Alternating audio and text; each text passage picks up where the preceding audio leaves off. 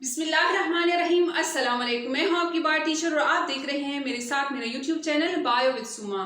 तो बच्चों, आज का जो हमारा टॉपिक है एवोल्यूशन के चैप्टर से है, जिसमें हम पढ़ेंगे न्यू डार्विनिज्म। न्यू डार्विनिज्म को हम सिंथेटिक थ्योरी भी बोलते हैं और इसको हम मॉडर्न थ्योरी भी बोलते हैं। न्यू डार्विनिज्म पढ़ने से पहले हम प्रीवियस लेक्चर में कर चुके हैं थ्योरी ऑफ नेचुरल सिलेक्शन, जो कि डार्विन ने दी थी, और म्यूटेशन थ्योरी ऑफ एवोल्यूशन, जो कि हुगो ड्यूराइस ने दी थी। ये न्यू डार्विनिज्म जो है न्यू वर्जन है। इन दोनों थ्योरी को मिला के एक नया कंसेप्ट दिया गया है और कुछ और साइंटिस्ट हैं उनके काम को मिला के न्यू डार्विनिज्म का कंसेप्ट दिया गया है। उन साइंटिस्ट में जो नाम है, एक है डार्विन, एक है हुगो ड्यूराइस, एक है Haldane, Huxley, Wallace, Sewall Wright. इन डिफरेंट साइंटिस्ट के काम को यकजा करके न्यू डार्विनिज्म दी गई है। न्यू डार्विनिज्म के पोस्टुलेट्स देखते हैं कि इस थ्योरी के पोस्टुलेट्स क्या हैं। पोस्टुलेट्स, न्यू डार्विनिज्म क्या कहता है? Number 1, unit of evolution is population. Darwin ने बात की थी नेचुरल सिलेक्शन में कि unit of evolution is species, लेकिन बाद में इसको देखा गया कि स्पीशीज जो है वो यूनिट नहीं हो सकता।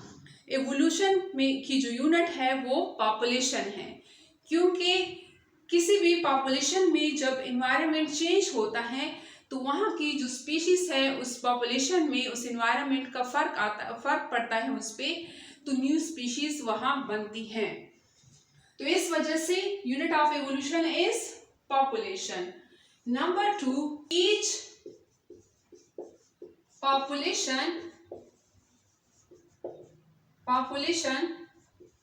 has its gene pool।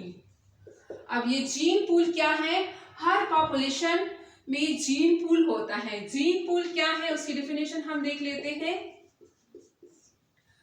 Total number of gene and alleles in a population is called gene pool। यानी एक पॉपुलेशन में जो एलील्स होते हैं, जितनी उनकी फ्रीक्वेंसी होती है, उनको हम बोलते हैं, उनके सम को हम बोलते हैं जीन पूल। सपोज ये एक पॉपुलेशन है, यहाँ पे 10 लोग रहते हैं। 1 2 3 4 5 6 7 8 9 10, ये 10 लोग यहाँ रहते हैं। पीपल कितने रहते हैं? 10। अब हमने कैरेक्टर लिया है आई कलर। सपोज किया है हमने आई कलर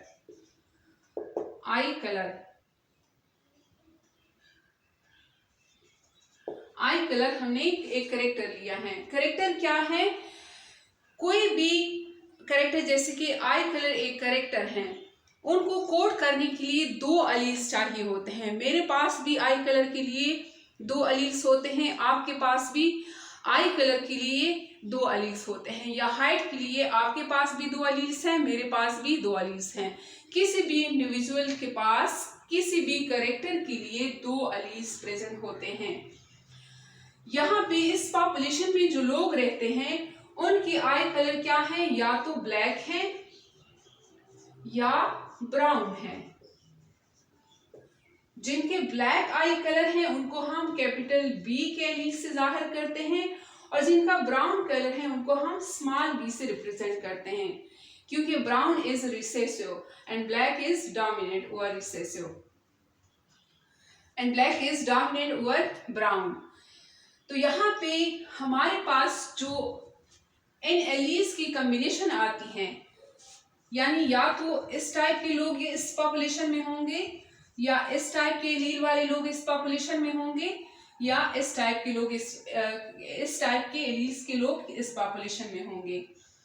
सपोज ये हैं capital B capital B capital B capital B capital B capital B capital B small B capital B small B small B small B small B small B capital B small B small B capital B small B capital B capital B. अब ये जो 10 लोग हैं इनके पास alleles कितने होंगे total? Alleles इनके पास होंगे 20 आई कलर के लिए।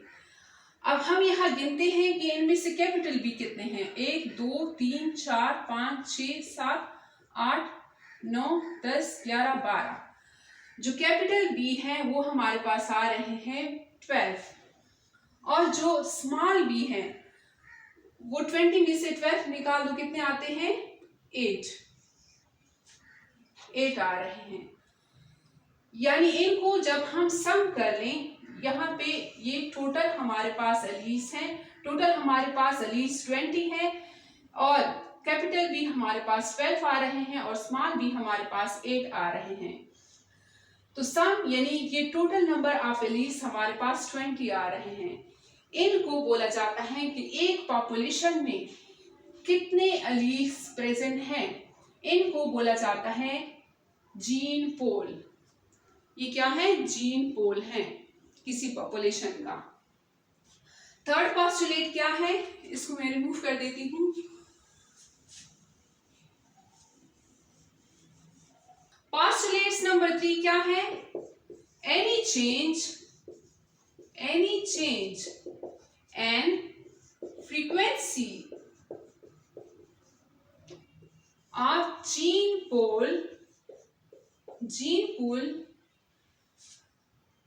lead to formation of new species। मतलब evolution exist, इवोल्यूशन होता है यहाँ पे। Any change in frequency of gene pool, यहाँ पे इस पॉपुलेशन में अगर इस जीन पूल जो है वो उनकी फ्रीक्वेंसी चेंज होती है। यहाँ पे सपोज हमारे पास आई कलर के लिए जो 12 एलील थे और जो 8 एलील स्मॉल बी के थे, उनका जीन पूल चेंज हो गया है। सपोज यहाँ पे जो बी है वो अब 13 आ गए हैं और जो स्मॉल बी है वो अब 7 हो गए हैं। तो ये क्या हो गया? इनके नंबर्स जो है वो चेंज हो गए हैं। तो यहाँ पे न्यू स्पीशीज बनेगी। थर्ड पोस्टुलेट क्या है? Any change in frequency of gene pool lead to formation of new species. जब भी न्यू स्पीशीज बनती है तो इवोल्यूशन होता है। ये है पोस्टुलेट्स इसके। अब कैसे होता है? कौन से फैक्टर्स हैं जो कि स्पेशिएशन कराता है, कौन से फैक्टर्स हैं जो कि जीन पूल को डिस्टर्ब करता है, वो हम पढ़ेंगे।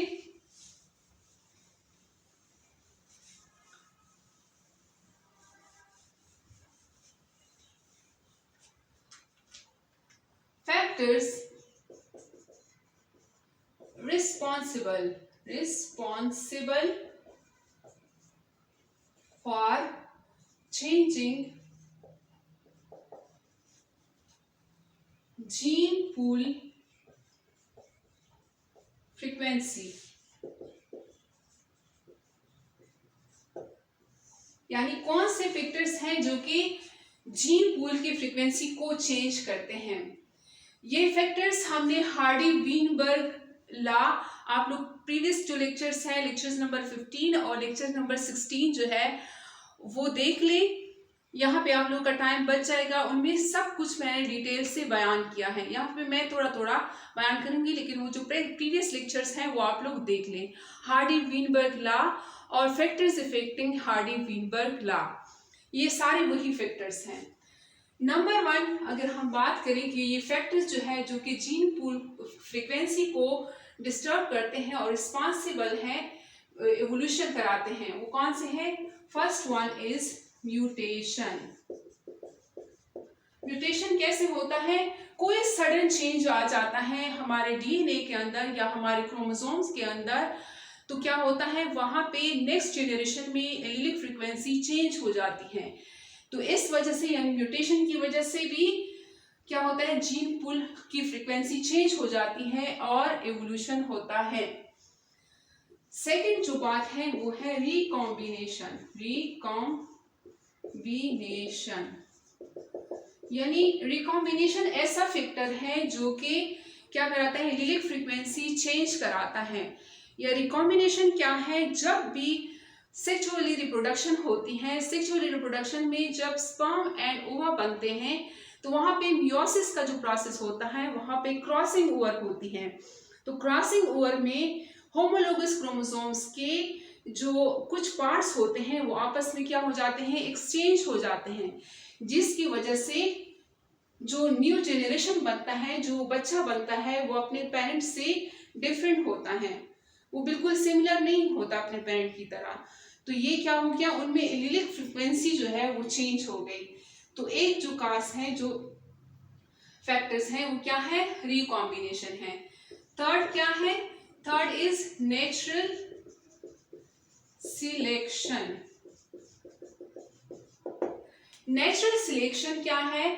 जो भी अच्छी वेराइटीज आती हैं, जो भी अच्छी वेराइटी होती है, यानी म्यूटेशन की वजह से जो फेवरेबल जीन्स आते हैं, जो फेवरेबल एलील्स आते हैं, नेचर उनको सिलेक्ट करता है। जब नेचर उन एलील्स को, उन जीन्स को सिलेक्ट करता है और वही नेचर जो है आगे पास ऑन करता है, वही जीन्स जो है पास ऑन होते हैं नेक्स्ट जनरेशन में, तो इससे भी एलीलिक फ्रीक्वेंसी जो है वो चेंज होती है। फोर्थ क्या है? Genetic drift. Genetic drift, genetic drift क्या होता है? बाय चांस या रैंडम चेंज आ जाता है, बाय चांस चेंज आ जाता है या रैंडम चेंज आ जाता है किसी पॉपुलेशन में, लेकिन वो पॉपुलेशन क्या होता है, स्मॉल पॉपुलेशन होता है, उनकी allelic frequency by chance change हो जाती है। तो नेक्स्ट जो जनरेशन आता है उनकी एलीलिक फ्रीक्वेंसी क्या होती है, अपनी ओरिजिनल पॉपुलेशन से बिल्कुल डिफरेंट होती है। जेनेटिक ड्रिफ्ट में हमने दो इफेक्टर्स पढ़े हैं, एक है बॉटलनेक इफेक्ट और एक है फॉन्डर इफेक्ट। यही फैक्टर्स जो है ये हार्डी-वीनबर्ग लॉ और फैक्टर्स इफेक्टिंग हार्डी-वीनबर्ग लॉ, ये प्रीवियस लेक्चर नंबर 15 और लेक्चर नंबर 16 आप लोग लगा लें, वहां पे आप लोगों को डिटेल में मिल जाएंगे। यहाँ पे मैं करा चुकी हूँ जेनेटिक ड्रिफ्ट भी, नेचुरल सिलेक्शन भी, रिकॉम्बिनेशन भी और म्यूटेशन भी। इसके अलावा फिफ्थ फैक्टर कौन सा है? फिफ्थ फैक्टर्स जो है वो है जीन माइग्रेशन। यानी जब भी कोई किसी पॉपुलेशन से, ये पॉपुलेशन ए है, ये पॉपुलेशन बी है, यहां से लोग जाते हैं, यहाँ पॉपुलेशन बी की तरफ जाते हैं, तो इस पॉपुलेशन से जब लोग जाते हैं तो लोग ये पास ही एलील्स होते हैं, यानी जो एलील्स होते हैं सपोज आई कलर के लिए, तो जो लोग जाते हैं वो उनसे यहाँ की एलीलिक फ्रीक्वेंसी भी चेंज होती है और यहाँ पर भी इसका असर होता है, यहाँ पर भी एलीलिक फ्रीक्वेंसी चेंज होती है। तो ये जीन माइग्रेशन जो है वो भी एक फैक्टर है जो कि रिस्पॉन्सिबल है जीन पूल के फ्रीक्वेंसी को चेंज करने के लिए, यानी एलीलिक फ्रीक्वेंसी इससे चेंज होती है और एवोल्यूशन होता है। जीन माइग्रेशन में हमने जीन फ्लो पढ़ा था। जीन फ्लो ये है, इसका मतलब कि जो लोग जा रहे हैं वो लगातार जा रहे हैं, ऐसा नहीं है कि बस 2 लोग गए फिर बस सालों तक कोई नहीं गया। बस ये हर महीने कोई जाता है, दूसरे महीने कोई जाता है, तीसरे महीने कोई जाता है, यानी लोग लगातार जा रहे हैं, इसको बोला जाता है जीन फ्लो। तो ये हैं factors responsible for changing gene pool frequency. अब लास्ट में हम इस होल जो न्यू डार्विनिज्म का हमने कंसेप्ट पढ़ लिया है, उनको हम पूजे में बंद करेंगे कि कीवर्ड्स इसके क्या हैं। की वर्ड हमने म्यूटेशन पढ़ लिया है, म्यूटेशन की थ्योरी पढ़ ली है, और नेचुरल सिलेक्शन की थ्योरी भी हमने पढ़ ली है। म्यूटेशन की थ्योरी दी थी हुगो डी वेरिस ने, और नेचुरल सिलेक्शन की थ्योरी दी थी डार्विन ने। यहाँ पे हुगो डी वेरिस ने क्या बात की थी कि सपोज ये हमारा क्रोमोसोम है, इसका शेप चेंज हो जाता है, इसमें म्यूटेशन हो जाती है, या इसके नंबर्स जो है, जैसे कि हमें 46 क्रोमोसोम है, कोई एक्स्ट्रा क्रोमोसोम आ जाता है 47 हो जाते हैं, या कोई कम हो जाता है 46 से 45 रह जाते हैं, या हमारे डीएनए में इसमें क्या होता है, क्रोमोसोम में सपोज ये क्या है, क्रोमोसोम है, इसमें डीएनए होता है, डीएनए में जीन्स जो होते हैं वो चेंज हो जाते हैं, अल्ट्रावायलेट रेडिएशन की वजह से जीन्स पे कोई इफेक्ट पड़ जाता है। तो अगर यहाँ पे जो इफेक्ट पड़ता है वो अच्छा है, यानी म्यूटेशन जो हुई है वो अच्छी है, तो नेचर जो है उस अच्छे म्यूटेशन वाले चीज को सिलेक्ट कर लेगी और आगे जो नस्ल है उसमें पास ऑन करेगी और न्यू स्पीशीज बनेगी, यानी न्यू स्पीशीशन यहाँ पे बनेगी, न्यू स्पीशीज आएगी। तो ये है मेन कंसेप्ट न्यू डार्विनिज्म का। उम्मीद करती हूँ आप लोगों को समझ में आ गया होगा। मिलते हैं नेक्स्ट लेक्चर में। अल्लाह हाफिज।